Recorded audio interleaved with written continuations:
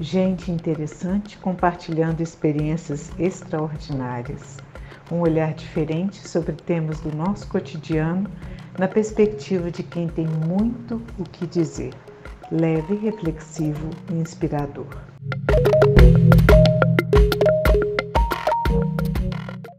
Olá, sejam todos bem-vindos ao episódio 53 da Conversa Paralela, nosso último episódio desta temporada. Eu, Ana Rosa Vidigal, professora, jornalista e educadora, recebo vocês juntamente com a equipe dos Saberes Circulares em nosso evento podcast. Nosso tema de hoje é Neurociência e você, conhecer para aprender.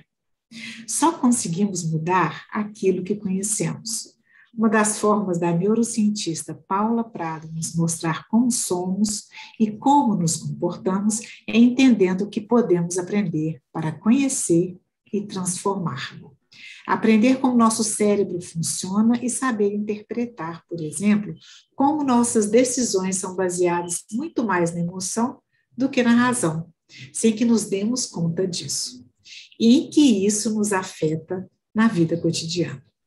Já que todo comportamento está ligado a pensamentos e emoções, podemos também observar nossa flexibilidade cognitiva, isto é, o tanto que estamos adaptáveis a novos conhecimentos advindos de novos aprendizados.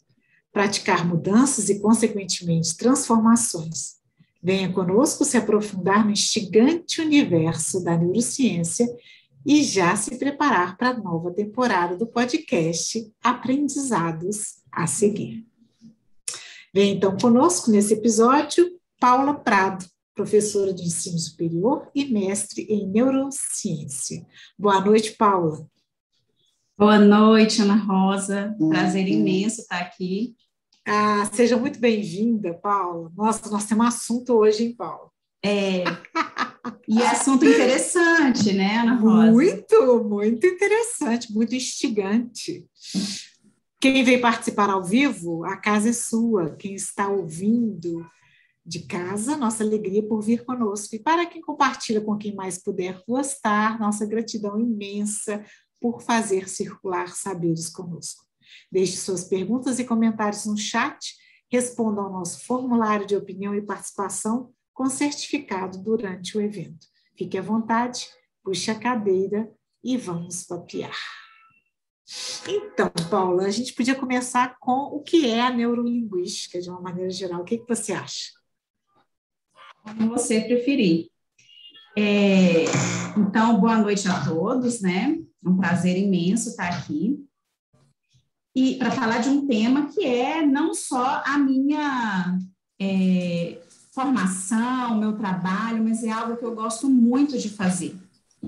Então, quando a gente pensa em neurociência, a gente às vezes não tem noção de que é algo tão do nosso cotidiano, né? De que é algo que está presente o tempo todo perto da gente. Onde tem pessoas, tem comportamento humano, onde tem comportamento humano, tem neurociências, né? E, de certa forma, a gente pode expandir as neurociências para várias outras áreas, né? A neurolinguística, por exemplo, onde a gente se vale, né, do conhecimento das nossas expressões, do nosso comportamento, para interpretar as outras pessoas e para influenciar as outras pessoas, né?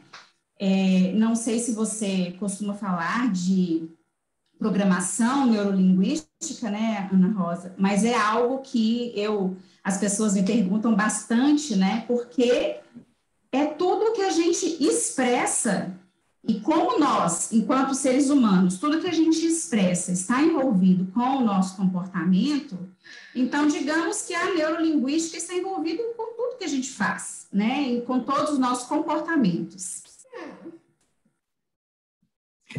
É isso mesmo.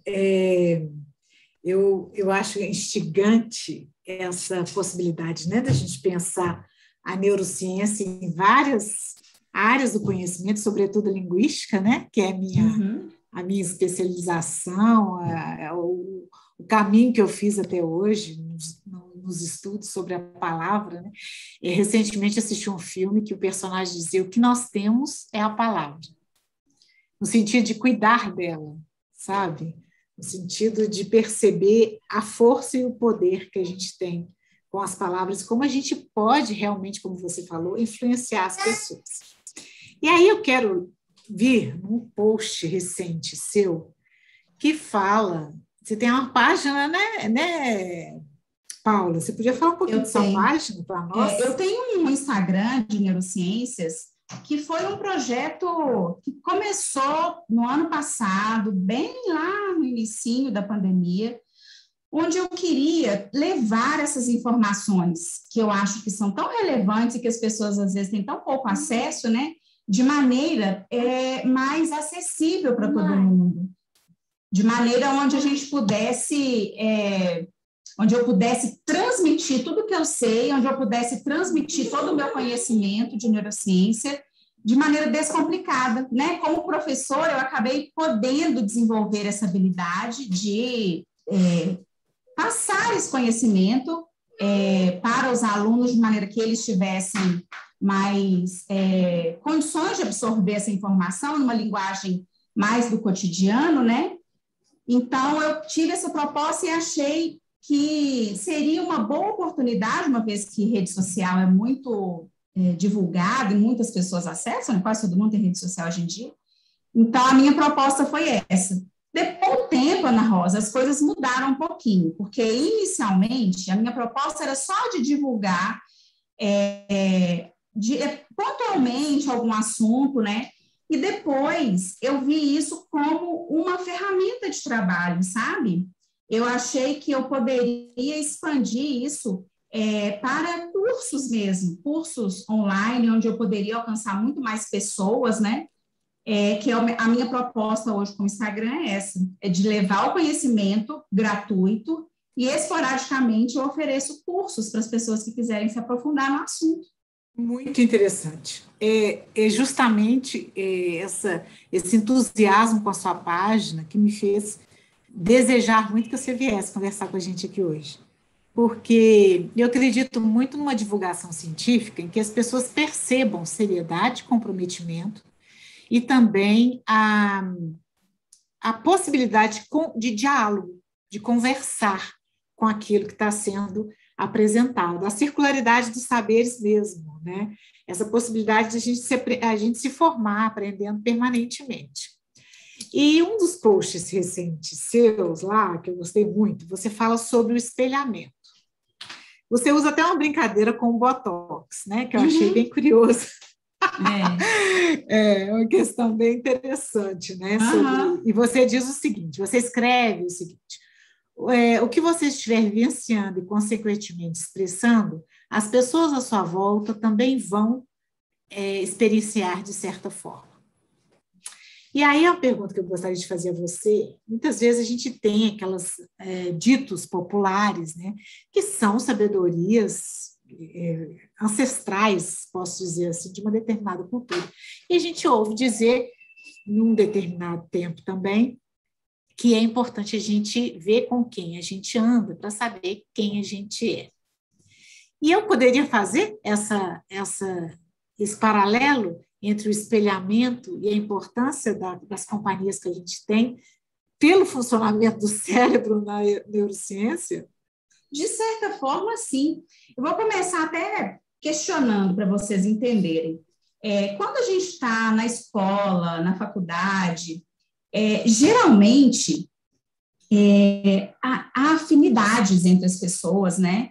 A gente, às vezes, participa de um grupo, aí você pensa, não deu muito certo, aí você vai em outro grupo, até que depois chega lá, depois de algum tempo, é aquele grupinho que já está formado, as pessoas já têm afinidades e já são amigas.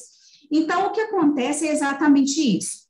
O espelhamento, nós temos alguns neurônios, né, que são as células lá do cérebro, que a gente chama de neurônios espelho, onde foi visto, por acaso, por um pesquisador italiano, que esses neurônios eles estavam sendo ativados, estava pesquisando outra coisa, Só que em macacos, esses neurônios eles eram ativados só pelo fato do macaco ver o experimentador lá fazendo o movimento. E isso foi uma novidade. Então, eles disseram, olha, será que ele está acionando a área do movimento só de pensar, só de ver, né? E falando em macacos ainda. Então, já tem algumas décadas isso, né? Mas foi a primeira vez, então, que a gente soube que nós temos algumas regiões do cérebro que têm esses neurônios que estão envolvidos nesse imitar, digamos assim. E qual que é o motivo disso, né? Se a gente tem que pensar o seguinte, tudo que o nosso cérebro faz, a gente tem que lembrar que ele é uma estrutura muito antiga, muito antiga, num mundo muito novo. As mudanças do mundo são muito rápidas e a evolução não. Então, o nosso cérebro, ele tem alguns funcionamentos, na verdade, quase tudo que ele faz tem um propósito. Só que esse propósito, muitas vezes, não se encaixa nos dias de hoje. E, entrando especificamente nessa questão do espelhamento, lá, se a gente for pensar nos nossos ancestrais, numa época, num ambiente que era muito hostil, onde tudo queria nos matar, alimento era muito escasso, né? Então sobreviver era muito difícil. Você ter a capacidade de se identificar com uma outra pessoa, mesmo só de você presenciar o que ela está sentindo, é como se a gente sentisse também. É um pouco da base da empatia que a gente fala, né? Se a gente perceber, se você vê uma pessoa fazendo cara de nojo, você faz cara de nojo, mesmo que você não perceba, e mesmo que sejam expressões bem pequenininhas, mas você faz. Se você vê presenciar alguém chorando, você tem uma tendência a chorar. Se uma pessoa está sorrindo muito, gargalhando, você tem uma tendência a fazer isso também. Então, é como se fosse assim, uma amostra grátis do que a pessoa está sentindo, a gente sente também. E isso foi muito importante naquela época, porque, por exemplo, se eu avistei alguém que está com uma cara de nojo, eu não preciso experimentar aquilo que ela está experimentando para saber que aquilo ali pode ser prejudicial para mim. Se ela está com uma cara de medo, de susto, eu não preciso chegar perto e me colocar em risco, porque eu estou vendo que ali tem algum perigo. Se a pessoa já tem um semblante mais amigável, significa que eu posso me aproximar, né? Então, evolutivamente, isso fez muita diferença. E a gente, né, como eu disse, o cérebro não evoluiu como o mundo evoluiu. Então, hoje, muitos dos nossos comportamentos, às vezes, não fazem muito sentido, mas a gente tem sempre que lembrar que fez em algum momento da nossa evolução. Que bacana. Legal demais, né? Paula, mas é muito.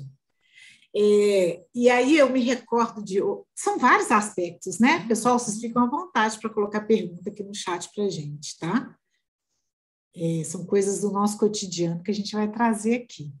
Justamente para a gente percebendo quanto que as coisas fazem sentido, como a Paula acabou de falar. E aí eu me lembro um episódio curioso que, um tempo atrás, logo lá que eu comecei a trabalhar, tinha 19 anos, eu trabalhei numa loja. Eu trabalhava na época do Natal, em loja. E tinha essa contratação temporária, né, porque tinha muita demanda e tal.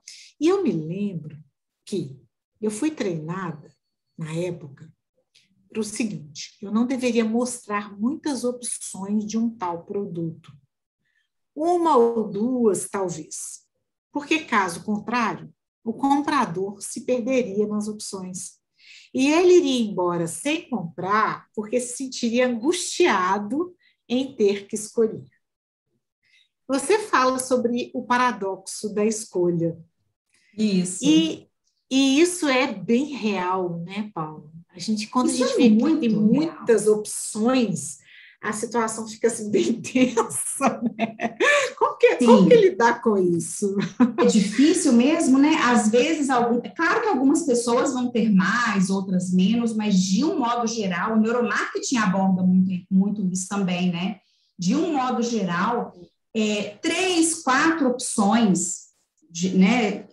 Não especificando do que, mas de um modo geral, 3, 4 opções é o que o nosso cérebro dá conta, porque ele vai pensar o seguinte: eu vou sempre ter algo que vai ser, tá lá na ponta do esse é o ruim, esse é o muito bom e tem 2 ali no meio. Isso em relação à qualidade, a cores, a preços, porque o que acontece? Ainda falando do ponto de vista evolutivo, né? O nosso cérebro não gosta de perdas. Perder é muito difícil, né? Então, quando você precisa tomar uma decisão, você precisa escolher entre várias opções, significa que se eu tenho 10 coisas para escolher uma, eu vou perder 9. É muito, né? Enquanto se você tem 2, se você tem 3, a perda é muito menor. Então, quanto mais opções você tiver, mais indeciso ele vai ficar. E aí, claro, vai depender do quê, né? Mas, por exemplo, eu sempre converso isso com a minha manicure, porque ela tem uma infinidade de esmaltes, e eu falo, não dou conta de escolher, sabe? Então, assim, às vezes eu falo, pega um tom de vermelho, um tom de clarinho, nude, um tom de azul, por exemplo, porque aí eu não vou ter aquelas nuances todas de vermelho, e você fica ali paralisada, eu pelo menos, né? Fico ali paralisada, isso mesmo. Pensando, se eu não, nossa, mas esse aqui eu gostei, mas e se eu deixar aquele ali, que ele tá tão bonito? Então, na verdade, é isso.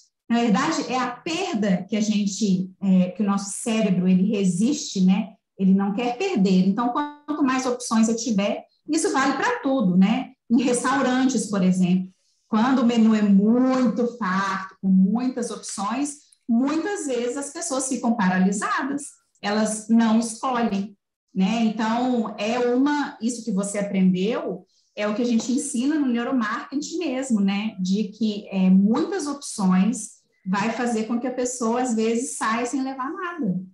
Muito interessante. E eu estou pensando aqui, Paula, na nossa área de conhecimento também, né? A gente tem uma questão de múltipla escolha, são 4 opções, A, B, C, D, né? Isso. Algumas vezes mas normalmente até 4 opções, para que a gente também não se perca nesse caminho. Exatamente. A escolha, gente, quanto para os alunos, múltipla escolha, né? Interessante, bem interessante. É um possível, né? E aí você falou entre uma próxima, uma mais distante e 2 que estariam ali dentro do poder de escolha. Seria isso?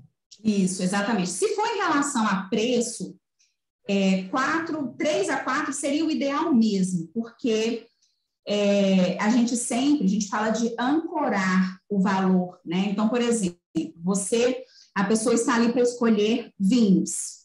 Então, ela sabe que aquele vinho muito barato, às vezes não seja da qualidade que ela está esperando, e aquele muito caro também não está na realidade dela. Então, sempre vai ter aquele meio, que pode ser 1 ou 2. Então, ela está perdendo poucas coisas, e em relação a preço, aquele com preço menor, ela nem vai considerar como uma perda, porque, na verdade, aquele ali tem uma qualidade inferior, né? Então, eu nem considero. Então, em relação a preço, então, colocar muitas opções de preço não é bom. Agora, quando você tem um preço maior, bem maior, inclusive, o cérebro fica muito feliz, porque nesse caso, você não está perdendo, você está ganhando, porque eu deixei de comprar um vinho de R$500, eu estou comprando um de 100. Olha só que economia que eu fiz. E esse de 100 deve ser bom, porque o outro custa 10, né? Então, em relação a valores, a gente pensa que ele também não quer perder, então a gente vai pensar, o mais caro é muito dinheiro, então vai ter 1 ou 2 ali no meio, porque ele vai se considerar o esperto que não está perdendo, né? Que está levando uma espécie de compensação, né? Exatamente. Que interessante isso. Você acha que o cérebro, então, ele está sempre agindo no sentido de deixar a gente no conforto? Um certo conforto? Como é isso? Então, quanto ao conforto, eu já ia falar que é absolutamente, na verdade, é absolutamente que ele está agindo no nosso modo de sobrevivência. Ainda, digamos que nós não viemos ao mundo, do ponto de vista evolutivo, para sermos felizes. Nós viemos para sobreviver e perpetuar a espécie. E aí, como eu disse, o nosso cérebro não evoluiu à medida que o mundo evoluiu. Hoje a gente não tem mais a escassez de alimentos, a gente não tem mais os perigos né, que ameaçavam os nossos antepassados. Só que o nosso cérebro, ele não sabe disso de maneira automática, né? Então, quase sempre, se a gente deixar ele no automático, ele vai agir, ou ele vai fazer com que a gente tenha uma tendência a agir de maneira a minimizar dores, minimizar prejuízos, né? E aí, como consequência, agora que estamos evoluídos, num mundo evoluído, né, a gente busca prazeres. Só que esses prazeres, lá nessa época passada, eram prazeres que estavam relacionados à nossa sobrevivência, né, à adaptação e à perpetuação da espécie. Tanto que era necessário sentir prazer, por exemplo, ao se alimentar, porque era tão difícil que se a gente não sentisse prazer, ninguém ia caçar alimento, ia morrer, né? Então, a mesma coisa para a reprodução. Então, o sexo tem que ser prazeroso, teve que ser prazeroso, porque senão não haveria a busca por isso. Então, as espécies não seriam perpetuadas, né? Então, hoje a gente pode escolher e a gente corre atrás da felicidade voluntariamente, racionalmente, mas o nosso cérebro, na verdade, ele está sempre buscando reduzir perdas, evitar dores, né?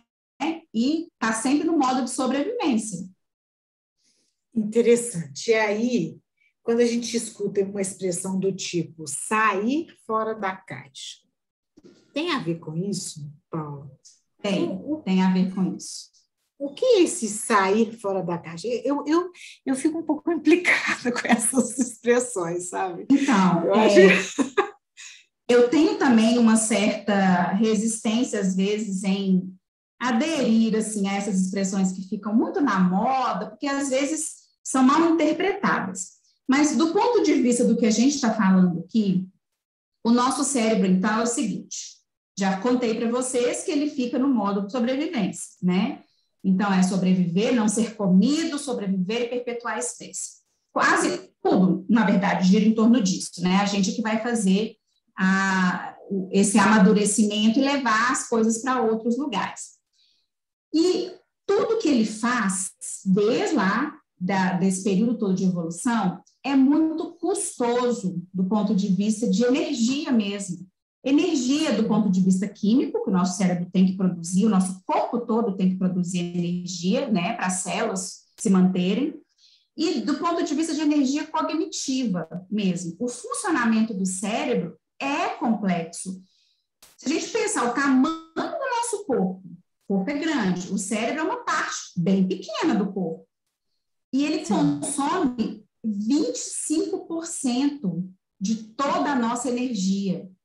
Tudo que é glicose e oxigênio, né, que são a base para formar energia para todas as células do nosso corpo, 1/4 de tudo vai para o cérebro, né? Então, percebe-se que ele é o órgão que não, de todos os órgãos do nosso corpo, ele é o único que não pode ficar mais do que alguns minutos sem receber esses nutrientes, né? No caso, a glicose, o oxigênio. Todos os outros órgãos conseguem esperar um pouco. E ele não consegue, né? Então, se a gente pensar, energia muito custosa, do ponto de vista evolutivo, viemos de uma época em que a gente precisa comer para produzir essa energia, e alimento era muito escasso, era muito difícil ter alimento. Então, quando eu tenho um alimento, quando aparecia lá, conseguiam caçar, comer o tanto que eu der conta, porque eu não sei quando que eu vou voltar a comer, eu não sei nem se eu vou voltar a comer.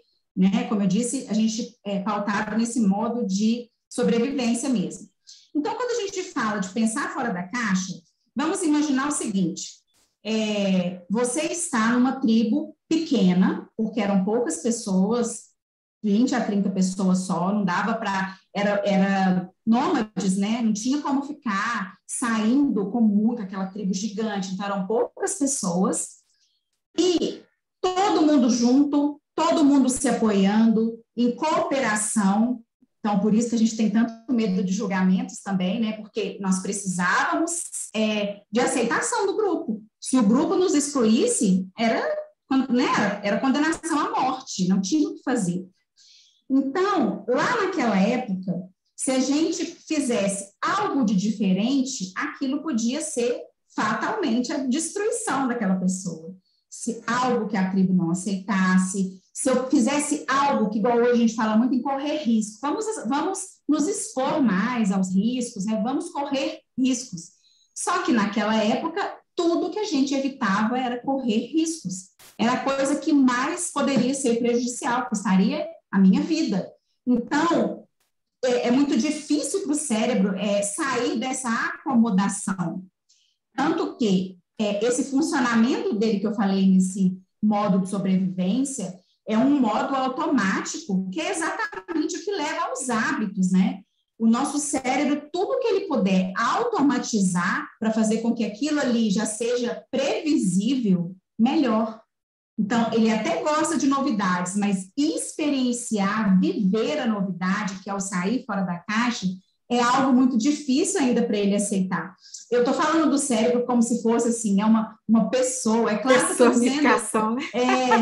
personificando o cérebro, mas é só uma maneira didática, né, de explicar. Sim. Mas o funcionamento dele é desse jeito, né? Então, os nossos circuitos, eles são programados assim. Então, nós já temos essa predisposição para agir dessa maneira. E então, ficar lá na caixinha, ficar a zona de conforto, né, que é um outro termo que as pessoas usam muito, é exatamente o que ele quer. Então, vai contra a minha natureza, sair da zona de conforto, sair da caixinha, pensar fora da caixinha. É claro que, como eu disse, isso partindo do princípio que ele não evoluiu como o mundo. Então, a gente hoje precisa pensar o seguinte: olha, eu tenho alguns programas no meu cérebro que estão tendendo a agir, me fazendo agir dessa maneira, fazendo com que eu pense assim, para eu ter tal comportamento. Só que a realidade hoje é outra. Eu não preciso mais ter o medo que eu tinha antes, né? Eu não tenho mais as adversidades que eu tinha antes. Então, hoje, em muitas situações, é necessário que eu saia da zona de conforto, é necessário que eu saia da caixa, né? De me expor, literalmente. Então, é voluntário, você precisa fazer esse esforço cognitivo e não deixar agir no automático, né? Porque se deixar agir no automático, volto a falar, ele vai tentar sempre o que é mais certo, o que é mais confortável, o que ele já conhece, porque é menos risco, né? Que é menos risco. Nossa, que interessantíssimo. E pensar, né, que essa programação ela é tão pré-histórica, né?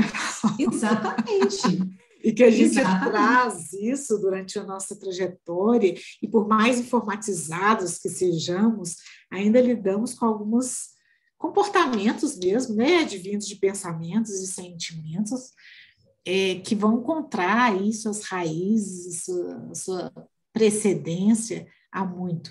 E como é importante o movimento, né? Entender para saber, conhecer para saber aprender, né? Para conhecer, para ter a oportunidade de avançar. E a gente tem um comentário aqui do Maicon César, que é o seguinte: boa noite, participei de uma palestra em uma escola municipal e foi dito que a inteligência é adaptável. O aprender gera novas redes neurais, novos comportamentos para usarmos o que é preciso na hora certa. Há amadurecimento das redes neurais. Podemos fazer analogia do cérebro com o músculo na academia?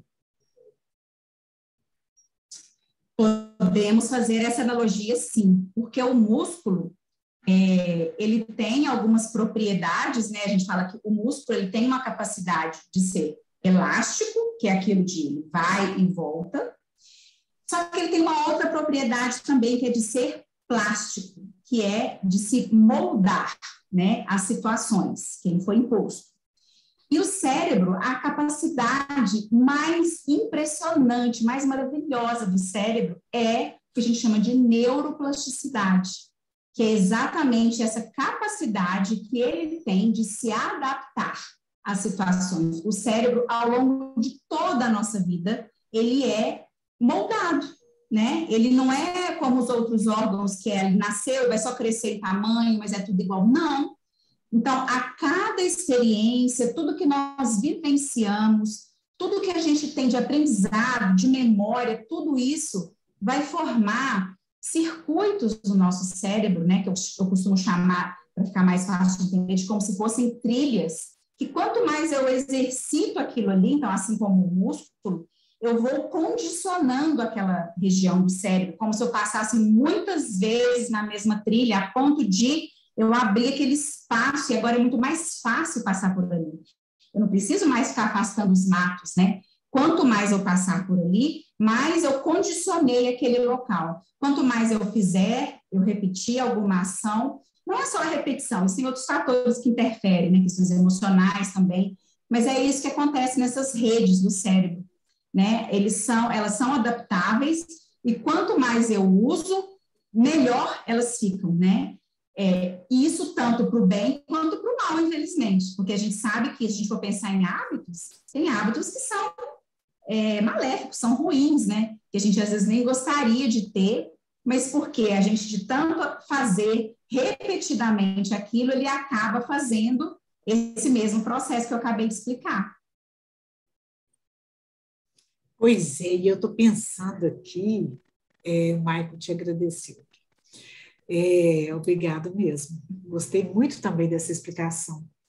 Eu estou pensando aqui que nós passamos, né, nos últimos tempos, um aprendizado extremamente rigoroso, porque essas redes neurais, né, de que fala o Michael, que você retomou e aprofundou também, elas foram muito exigidas, né, Paula, nos últimos tempos. Como que fica o nosso cérebro, nossa emoção, nosso comportamento, o nosso ser estar no mundo, quando é tão exigido esse esforço físico, desse músculo que a gente está falando aqui, né, do aprender? Então, o Michael até falou sobre a questão da inteligência, né? Eu acabei, acho que eu pulei essa parte. A inteligência é diferente, existem algumas maneiras até de mensurar, não existe muito consenso quanto ao conceito de inteligência, mas o que a gente sabe é que a gente consegue condicionar o cérebro a, digamos, ser mais inteligente, né? Quanto mais você, vamos supor, a pessoa, ela faz algum tipo de atividade cognitiva, quanto mais ela faz, melhor ela vai ficando naquele tipo de atividade. Quanto mais uma pessoa se aprofunda em leituras, aquilo até que eu estava comentando com você sobre a modificação no cérebro que a leitura promove. É exatamente isso que acontece. Quanto mais você lê, você se coloca numa condição de ler melhor, de entender mais, de aprofundar mais, né? Então, essa questão da inteligência, só para pontuar, é algo que é trabalhado, né? Eu costumo falar que muitas pessoas acham que precisa ter dom para alguma coisa. É claro que algumas pessoas têm mais facilidade para algumas coisas do que para outras, e para ela vai ser mais fácil fazer aquela atividade ali, mas todos nós somos capazes de fazer quase qualquer coisa que a gente se propõe a fazer. Olha que coisa mais fantástica, né, que é o cérebro, de proporcionar isso, de ter essa capacidade de fazer com que a gente seja, claro, tendo esse conhecimento, né, quase o que a gente quiser, dentro dos nossos limites físicos também, né? Ana Rosa, eu fui falar da inteligência, eu acho que eu perdi um pouquinho, agora lembrei, na questão dessa rapidez do mundo, né? Das coisas que estão exigindo muito. Olha só, meu filho de 6 anos, né? Sobretudo nos últimos tempos, né, Paula? Pois é, mas se a gente for pensar o seguinte, o meu filho de 6 anos, ele tem uma habilidade para a tecnologia, e eu acho que isso é geral para as crianças nessa idade que têm acesso a telas, né? Que a gente fica impressionado. Fala assim, gente, nossa, ele consegue manusear aquilo ali, ele consegue baixar um joguinho e ele aprende a jogar com minutos e já está jogando. como que isso é possível? Isso seria inimaginável para minha mãe, por exemplo. A minha mãe, coitada, não consegue nem entender direito o que um smartphone faz, o que um tablet faz. Então, essa questão o cérebro que já nasce num mundo que está nesse nível de desenvolvimento, ele não vai sofrer para se adaptar, né? Isso eu vejo fazendo essa comparação com as crianças de agora, comparado a pais, nossos avós. Então, é muito difícil, às vezes, para as pessoas mais idosas acompanharem, é muito difícil para, às vezes, a gente acompanhar algo que está acontecendo, que é totalmente diferente. Só que isso é difícil porque nós já temos um padrão cerebral que vem, né, desde que a gente nasceu, e nós estamos desenvolvendo isso lá desde antes do nascimento. Mas isso não é assim para todo mundo, né? Como eu disse, quando as pessoas elas já estão inseridas em algo que está em desenvolvimento, que está surgindo, que é novo para mim, mas que não é para aquela pessoa, o nosso cérebro não tem dificuldade, né? E ele tem essa capacidade de adaptação. Então, para algumas pessoas, como eu disse, mais esforço que para outras, em relação à idade, tem uma diferença. O nosso cérebro tem essa capacidade, né, da neuroplasticidade ao longo de toda a vida, só que a gente sabe que, com o passar da idade, essas mudanças, elas são mais lentas, elas são menores. Então, é totalmente possível uma pessoa com 80 anos, 70 anos, entrar na faculdade e conseguir concluir. É totalmente possível. Com a mesma facilidade de um jovem de 18 anos? Não, mas é possível, né? Então, é isso que a gente tem que entender. Existem os períodos, né, críticos de desenvolvimento do cérebro, que a gente fala lá na infância, adolescência, que é o período que o cérebro está em maior expansão nesse sentido. Mas passando esse período, a gente tem que lembrar sempre, ele está sempre propenso a aprender. Enquanto a gente respira, enquanto o coração bate, o cérebro está propenso a aprender, né? Então, é muito legal a gente saber disso, até mesmo para estimular as pessoas mais idosas que às vezes acham que não tem mais condição de aprender coisas novas. Nossa, isso é tão bom ouvir. O cérebro está propenso a aprender. Mesmo quando a gente recebe uma dose de aprendizagem bem exagerada, né, Paulo? Claro que tudo vai assim, eu estou dizendo isso de um modo bem geralzão, né, mas em relação à aprendizagem, é claro que tem alguns fatores que vão influenciar, né, a questão a relevância emocional daquilo que está sendo vivido, como que a pessoa, são técnicas mesmo que a gente fala de estudos, depois de tanto estudar o cérebro, a gente sabe que o aprendizado, existem algumas coisas que influenciam, tanto para o bem, quanto para o mal, né? Ou seja, que dificultam o aprendizado e a memória. Muito interessante esse ponto. Antes da gente ir para ele, eu gostaria de retomar aqui no chat uma pergunta da Maria José Vidigal, e eu acho que você mencionou, trazendo essa questão da plasticidade. E o cérebro na velhice? Vejo Fernanda Montenegro muito, muito ativa aos 90. Isso, exatamente. É claro que muito do que ela apresenta hoje, de comportamento, de pensamentos, essa jovialidade até que ela apresenta, isso vem do que ela vivenciou ao longo da vida inteira.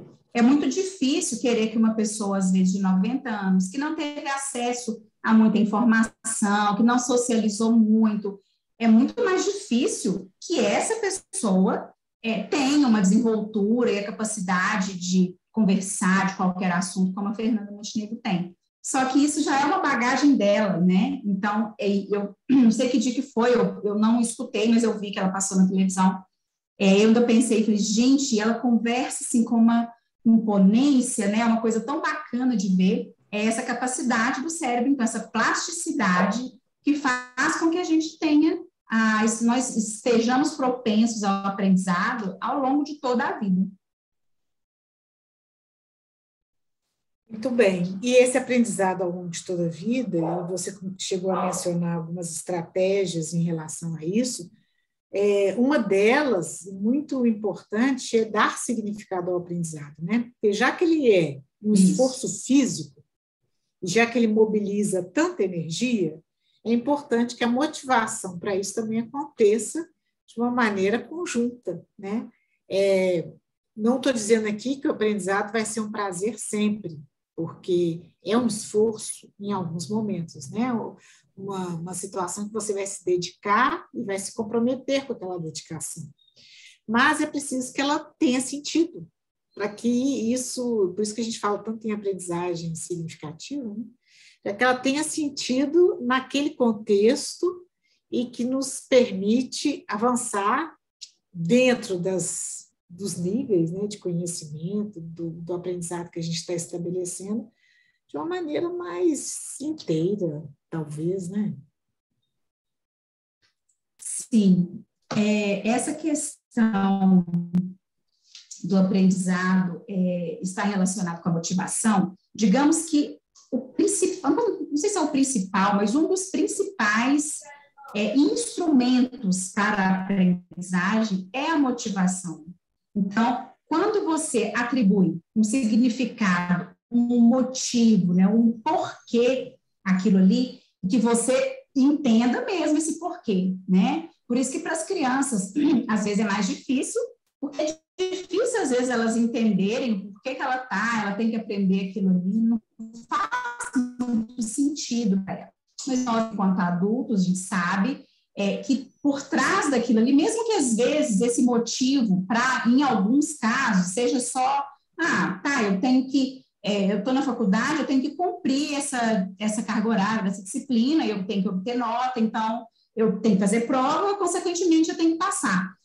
Não é o melhor motivo, obviamente, mas é um motivo, né? Então, todas as vezes que a gente consegue identificar o motivo pelo qual eu preciso aprender alguma coisa, a gente consegue avançar nesse sentido, né? Da mesma forma que a gente conseguir atribuir relevâncias emocionais. No caso, eu já ensinei, né, para alguns alunos em relação ao momento de aprender, ao momento de estudar, por exemplo. Então, além de ter estudado em sala de aula, depois eles vão estudar pistas emocionais, às vezes, um som que é muito prazeroso para ele. Aquilo tudo faz com que, quando você precisar trazer à mente, você precisar evocar essa memória que a gente chama, né? Existem contextos naquilo ali. Então, é como se você tivesse outros lugares para puxar, né? Fica mais fácil. E isso é tão verdade que quando a gente a gente viveu alguma situação que teve uma relevância emocional, aquilo ali marca a gente para sempre. E o que sempre vem nos livros, que a gente ensina para os alunos eu não sei, acho que não é o caso daqui, né? Você falou que são alunos de graduação, talvez bem mais jovens, mas a pergunta era a seguinte: onde você estava, o que você estava fazendo no dia 11 de setembro, que teve o ataque às Torres Gêmeas? Né? Olha quanto tempo, tem 20 anos isso. E para as pessoas que viveram aquilo, porque foi algo muito impactante, né? Para as pessoas que já estavam maiorzinhas, grandinhas naquela época, vão lembrar. Por quê? Por causa desse impacto emocional. Então, as emoções e você entender qual que é o motivo de você estar agindo de certa maneira, você sabe que aquele aprendizado ali vai ser útil para você por qual motivo, faz com que a gente, o nosso cérebro, né, ele busque isso de maneira mais efetiva, de maneira a fazer com que esses circuitos, essas redes, elas se tornem mais fortes, né, digamos assim, elas se tornem mais robustas, a ponto de eu conseguir trazer isso à mente quando eu precisar. Sim, muito bom. Em relação a essa, você falou, né, sobre os nossos comportamentos, né, vindos de uma reação emocional, vindos de uma motivação emocional, que aí tem a ver com o aprendizado. É curioso pensar isso, né, Paulo, que a gente age mais pela emoção do que pela razão. Pois é, a gente escuta por aí que a emoção se contrapõe à razão, que as pessoas precisam ser mais racionais ao invés de emocionais. O que pouca gente sabe é que nada do que a gente faz racionalmente, absolutamente nada, para todo mundo que tem um cérebro saudável, toda razão, toda decisão, tudo que a gente faz, mesmo que a gente julgue aquilo muito racional, tem uma base emocional envolvida. Porque, olha só, uma pessoa que tem lesão numa certa região do cérebro, que comunica a parte racional com a parte emocional, digamos assim, essa pessoa, ela não consegue decidir nem o que ela vai vestir, ela não consegue tomar nenhum tipo de decisão. Então, todas as nossas decisões, toda a nossa razão, tudo que a gente acha que é totalmente racional, tem emoções envolvidas. Por quê? Porque o nosso cérebro, todas as vezes que eu vou decidir algo, eu preciso, ele, né, não voluntariamente, não conscientemente e muito rapidamente, ele faz uma avaliação do panorama geral daquela situação. E quando eu vou escolher coisas, por exemplo, eu vou decidir alguma coisa, ele precisa imaginar, se eu não vivi aquilo ainda, ele precisa imaginar qual o possível desfecho.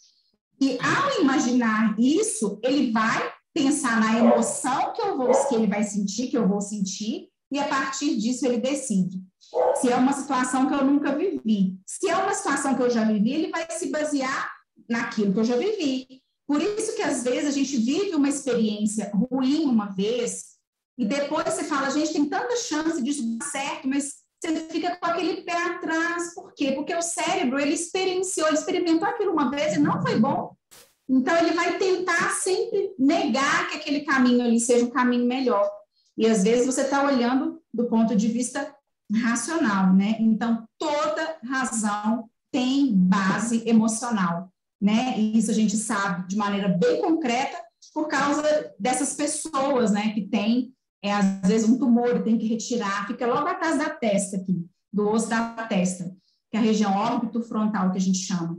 Precisou retirar uma partezinha ali, se for a que comunicava com a parte das emoções, que é mais interna, essa pessoa perde a capacidade de decidir absolutamente tudo. Isso tem a ver com censura também, né? A questão ética, não tem? Com censura, com julgamento, com moral.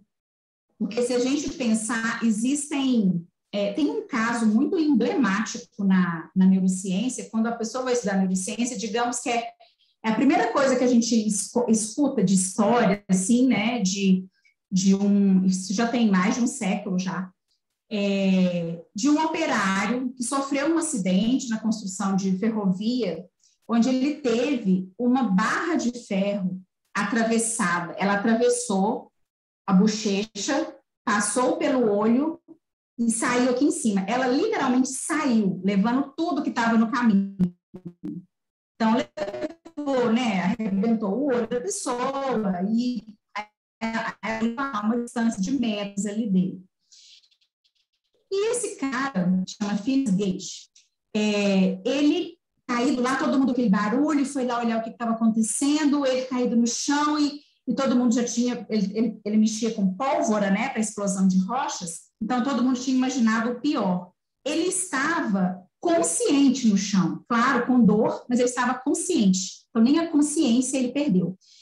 E foi um período crítico para a recuperação, porque naquela época não tinha antibiótico, então ele quase morreu algumas vezes por causa de infecção. Mas ele não teve perda de movimento, ele não teve perda cognitiva, de sensibilidade, sabe? O médico ficou espantado, até que ele começou já, voltando a trabalhar, ele começou a ter comportamentos totalmente inadequados. Ele não tinha mais a capacidade de julgar o que é certo e o que é errado, o que é moralmente aceito e não. Então, ele deixou de ser um operário sério, comprometido com o trabalho, né, que todos gostavam, e passou a ser uma pessoa totalmente inadequada, que falava palavrões, inclusive perto de mulheres, que julgava, fazia piadas, tanto que ele não conseguiu ficar em mais nenhum emprego, né, ele arrumou vários depois, mas não conseguiu permanecer, e ele terminou a vida como atração de circo, né? Que naquela época, digamos, as aberrações, elas acabavam indo para o circo, né? Para se expor, e ele ficava com a barra de ferro dele lá o tempo todo, né? O corpo dele, depois que eles encontraram, porque ele morreu aqui nas Américas, inclusive, na América Latina, acho que na América do Sul mesmo. Ele foi exumado e ele está no museu nos Estados Unidos, não sei qual museu, o crânio dele e a barra de ferro. Então, a gente sabe que essas regiões se comunicam, parte racional, parte emocional, e os nossos comportamentos, eles advêm disso, dessa conversa, sabe? Existe uma tendência da nossa parte emocional querer falar mais alto. Por quê? Porque evolutivamente ela foi mais importante. Ela fazia parte do que o nosso cérebro precisava para sobreviver, né? Se eu escutei um barulho, eu vou sentir medo, independente do que seja, porque eu não vou esperar para ver se é um leão para vir comigo, né? Então, as nossas emoções, elas se sobrepõem nesse sentido. Só que, né, nesse tempo todo de evolução, por mais que eu disse que o mundo evoluiu muito mais, nosso cérebro não, mas ainda assim, comparado aos outros animais, o nosso cérebro ele tem essa capacidade de uma região conversar com a outra e fazer com que a gente tenha essa capacidade de julgar, né, do que é certo, do que é errado, e isso é aprendido, porque isso vai de cultura, isso vai de religião, de família, do que a gente vive enquanto sociedade, né? Então, os nossos julgamentos éticos, morais, eles estão envolvidos com essas duas regiões conversando, e se alguma coisa acontece ali, pode esperar que essa pessoa não vai ter mais essa capacidade. Isso eu ia te perguntar agora, acho que pelo tempo é a nossa última pergunta. Quanto que é de genético e quanto que é de cultural? Em que você diz? O nosso comportamento? Isso. Olha, é muito difícil precisar, mas a gente sabe que a gente vai, quando a gente estuda personalidades, né, existem várias maneiras das pessoas estudarem personalidade, mas o que é mais aceito pela ciência hoje, que tem estudos em todas as regiões, em todos os países do mundo, então fica uma coisa bem mais fidedigna, né?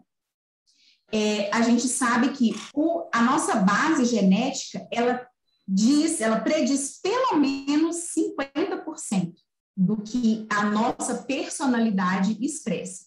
Enquanto comportamento, a gente precisa pensar o seguinte: uma vez que a pessoa tem conhecimento disso, ela sabe que ela tem, então, um condicionamento genético, ela tem, às vezes, uma predisposição, por exemplo, a ser mais negativa, a ser mais pessimista, só que ela voluntariamente decide não agir assim. Então, digamos que o comportamento, por causa do ambiente, o que ela aprendeu na vida, vai se sobrepor, embora essa parte genética continue ali.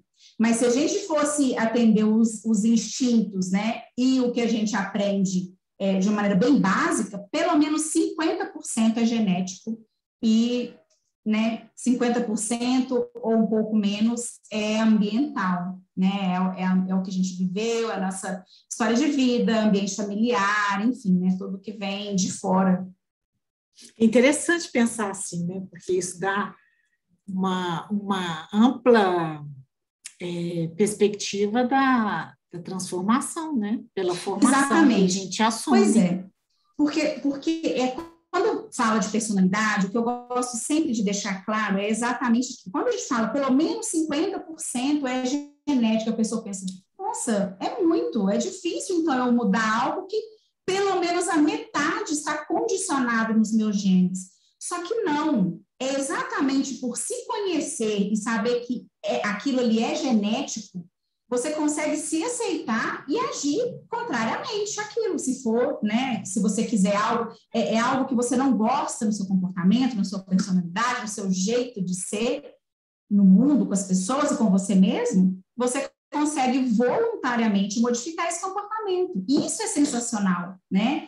Então, isso é o que faz pessoas, às vezes, que têm um temperamento, né, que está lá dentro dos traços de personalidade, que são mais introvertidos, as pessoas conseguirem falar para multidões, por exemplo.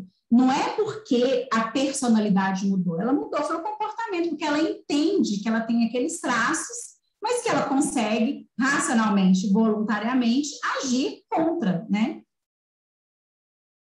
Que interessante, Paula. Eu Demais. sabia que a gente ia ter muito que conversar. Oh, que coisa boa! Vamos estender depois essa conversa numa nova temporada. Agora, finalizando, lembrando aqui a todos, né, que estão conosco, que nessa nossa temporada nós tratamos de projetos de vida e tudo que podemos mobilizar para a nossa formação pessoal, social, profissional para um novo começo. Encerramos a temporada no penúltimo episódio com o tema O que a montanha tem a nos dizer. Inauguramos hoje com você, Paulo, os participantes desse episódio 53 do nosso evento podcast, a nova temática, aprendizados. Conte para nós um aprendizado seu que entusiasmou você ultimamente. Olha, o maior aprendizado, que na verdade não é um só, né? Então, é um pacote de aprendizado que foi contra tudo que eu vivi antes, foi exatamente em relação ao que a gente conversou no início sobre o Instagram. Foi quando eu comecei a descobrir o marketing digital. E eu descobri que eu aprendi como transformar esse conhecimento que eu tenho ao longo da vida, né, de tudo que eu aprendi, como que eu podia aprender uma maneira de transformar isso, digamos, empacotar isso para oferecer para as pessoas, né? Então, o aprendizado mais transformador dos últimos tempos para mim são esses aprendizados, na verdade, que estão em volta ali do marketing digital, que me trouxe para cá, o ensino online, né? A pandemia favoreceu isso de certa forma. Sim, isso mesmo, que nos trouxe também juntos aqui, nesse episódio exatamente. Que inaugura a série da temporada Aprendizados. Quero agradecer muito a sua participação conosco, Paulo, e desejar muitos aprendizados a todos nós. A vocês que estão conosco, que vieram conosco até aqui nesta temporada, muito obrigada. Agradeço mais uma vez, hoje é o nosso último episódio da temporada 2 de 2021, e aguardamos por todos vocês no nosso próximo ano, com novos episódios, bate-papos e com a possibilidade de circular saberes sempre. Muito obrigada a todos vocês. Foi um prazer imenso, agradeço muito a oportunidade, porque realmente é um prazer para mim falar sobre esse assunto. Espero que tenha sido útil, que tenha ficado claro para todo mundo, né? E estou à disposição para novas conversas. Que coisa boa! Muito obrigada, Paula, mais uma vez. E a todos vocês, até a próxima.